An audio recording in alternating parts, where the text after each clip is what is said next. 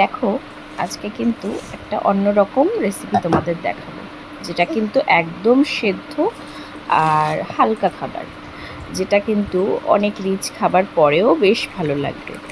আমি এখানে একটু মসুর ডাল সেদ্ধ করে নিয়েছি।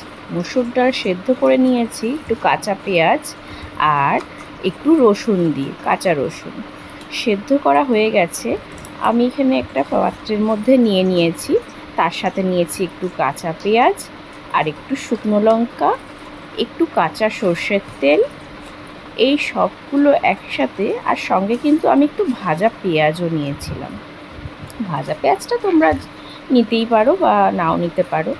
আমি এখানে সব কিছুকে নিয়ে একটু ভালোভাবে মেখে নিয়েছি।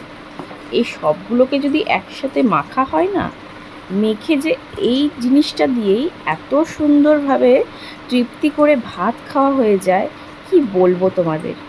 এই আগের দিন একটু মাংস খেয়ে মাছ খেয়ে একঘেয়ে ভালো লাগেনি, এই একটু সেদ্ধ মাখাটা দিয়ে খেলে প্রাণটা সত্যিই জুড়িয়ে যায়। তোমাদের কার কার এরকম খেয়ে প্রাণ জুড়োয় বলো তো। আমার কিন্তু রিচ খাবার পরে এটা খেলে, এই সেদ্ধ ভাত খেলে, সেদ্ধ মাখা ভাত খেলে দারুণ লাগে।